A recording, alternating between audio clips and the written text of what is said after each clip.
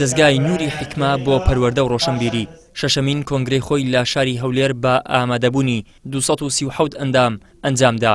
لە کۆنگرەکەدا سەرۆک و ئەندامانی ئەنجومەنی کارگێڕی دەستگای نووری حکمە هەڵبژێردران. ببێت بە سەرۆکی دەستگا با دەستبەرکاتەوە. دەستا خۆش بێ زۆرینێ. سەرۆکی دەستگاش باز لە هەنگاوەکانی بەڕێوەچوونی کۆنگرە و بەرنامەی کاری داهاتوو دەکات و دەڵێت هیواخوازین لە هەر ئاوەدانی و شوێنێک تایبەت بە خزمەتکردنی قورئان و پەروەردەکردنی تاکەکانی کۆمەلگا بنیاد بنێین. بەنیازین و عەزممان جەزمە کە زیاتر و زیاتر لە خزمەتی قورئانی پیرۆزدا بین، هەرچی هۆکاری سەردەمیش هەیە زیاتر بیگیرینە بەر لە پێناوی سەرخستنی ئەو پرۆژەیە کە بریتە لە هەوڵدان لە بۆ پەروەردەکردنی تاکانی کۆمەلگا تاوکو لە نەتیجەدا ببنە کەسانێکی چاک و چاکەکار، ببنە کەسانێکەوە کۆمەلگا لە ژێرسایاندا بحەسێتەوە لە بۆ خۆشیان بەختەوەری دنیا و قیامەتدا.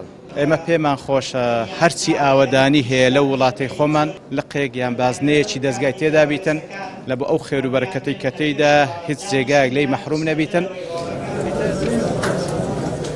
ئەندامانی کۆنگرەش باز لە بەشداری گەرم و گوڕیان لە کۆنگرەکەدا دەکەن کە بەهۆیەوە برایەتیەکی باش دروست بووە.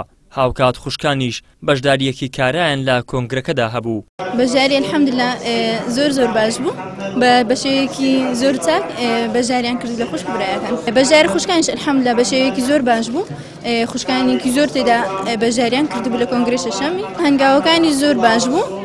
الحەمدلله کۆنگرەی شەشەمی دەستگای نووری حکمە بەشێوەیەکی زۆر باش بەڕێوەچوو. هەر لە سەرەتاوە بە سەرکەوتووی دەستی پێکردووە و بە سەرکەوتوویش کۆتایی پێدێ. ئومێدی زۆر گەورەمان لەسەری هەڵچنیوە، چۆن لە ڕابردووە الحەمدلله جێگەی ئومێدی ئێمە و هەموو مسلمانانی کوردستان بوونە بە تەئکید لە داهاتووشە هەروە دەبێ و ئومێدی باشمان هەیە بە کارەکانیان دیارەکە ئینشاءڵڵا لە داهاتووە کاری باشتر و جددیتر ئەنجامەت.